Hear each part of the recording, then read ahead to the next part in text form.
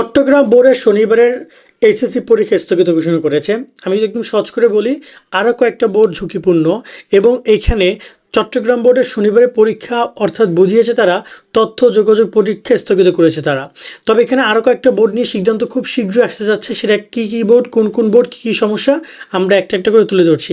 দেখো, বন্যা বর্তমানে দেশের সব জায়গায় চলছে, বিভিন্ন জায়গায় কারেন্ট নেই, শিক্ষার্থীরা পড়াশোনা ঠিকমতো করতে পারছে না, সব কিছু মিলিয়ে একটা নাজেহাল অবস্থা।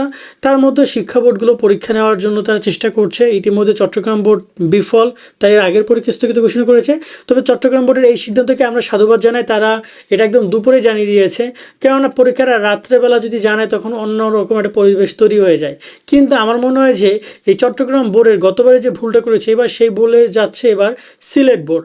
বন্যায় ভাসছে সিলেটও শনিবার এইচএসসি পরীক্ষা নিয়ে আসার সিদ্ধান্ত। মানে এখনও 4টা বাজে, এখনও তারা সিদ্ধান্ত জানায়নি। আমি এই জিনিসটার জন্য অপেক্ষা করছি তারা কখন সিদ্ধান্ত জানাবে, বা খুব শীঘ্রই সিদ্ধান্ত জানাবে যে সিলেট বোর্ড পরীক্ষা নিতে পারবে কিনা। তবে সিলেটের বিভিন্ন এলাকা এই মুহূর্তে পুরো তলিয়ে গেছে, কারণ এখানে ভারতের এই যে ত্রিপুরার যে পানিগুলো সব সিলেট দিয়ে যাচ্ছে এবং বিভিন্ন জায়গায় সিলেট, মৌলভীবাজার, হবিগঞ্জ, সুনামগঞ্জে বিভিন্ন নদ নদীর পানি বৃদ্ধি পায়নি, সেখানে বন্যা হয়ে গেছে এবং নিম্ন অঞ্চল প্লাবিত। লাখ লাখ শিক্ষার্থী পানিবন্দী হয়ে গেছে, বিশেষ করে সিলেট বোর্ডে। তো এই হচ্ছে বিষয়গুলো। এছাড়াও নীলফামারী মানে রংপুরের ক্ষেত্রে যদি কথা বলি, নীলফামারী, লালমনিরহাট, কুড়িগ্রাম, রংপুর জেলার পানিগুলো ও বিপদসীমা অতিক্রম করছে এবং সেখানেও বিভিন্ন জেলায় কিন্তু বন্যা হচ্ছে, যার পূর্বাভাসও রয়েছে, সতর্কীকরণ কেন্দ্র রয়েছে, মানে সব কিছু রয়েছে। তো সব কিছু মিলে এই যে রংপুর এবং সিলেট নিয়ে সিদ্ধান্ত হয়তো আসতে পারে, বিশেষ করে সিলেট নিয়ে সিদ্ধান্ত আসবেই, সম্ভাবনা রয়েছে সিলেটের পরীক্ষা না হওয়ার। তবে এখনও কিছু বলতে পারছি না। আমি আগেও বলছি যে এখনও তারা ক্লিয়ার করে না যে তারা এই ব্যাপারে কী সিদ্ধান্ত নিচ্ছেন। তবে তারা বৈঠক করছেন এবং সেখানে তারা এই বিষয়ে সিদ্ধান্ত নেবেন।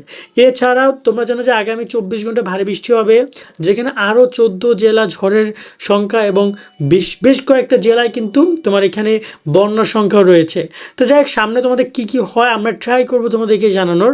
তবে আমরা বলবো যে তোমরা যে যেখানে আসো না কেন সাবধানে থাকবা, নিরাপদে থাকবা এবং একটু হলেও সামনের জন্য, ভবিষ্যতের জন্য চেষ্টা করো একটু তোমাদের বিদ্যুৎ সাশ্রয় করার, খাবার দাবার একটু শুকনো খাবারগুলো সঞ্চয় করে সেগুলো খাবার দাবার ট্রাই করো, যে সকল জায়গায় এখনও বন্যা প্রপারলি শুরু হয় নাই। আর সামনে পরীক্ষা নিয়ে যে আপডেটগুলো আসবে সেগুলো আমরা জানাবো। বিশেষ করে পরীক্ষার টুকটাক যে আপডেটগুলো আমরা ট্রাই করবো যখনই যেটা হয় আমাদের ফেসবুকে এবং ইউটিউবে জানিয়ে দেওয়ার। তো এইগুলো চেক করলেই তোমাদের হবে। আজকের মতো এখানে বিদায় নিচ্ছি। সকলে অনেক অনেক ভালো থাকবা। আল্লাহ হাফেজ।